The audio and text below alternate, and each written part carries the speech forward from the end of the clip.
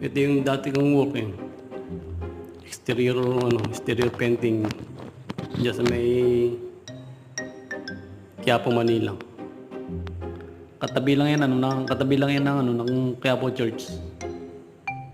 Bali yung ginagawa namin dyan, exterior painting. Yan, yung pong wall na yan.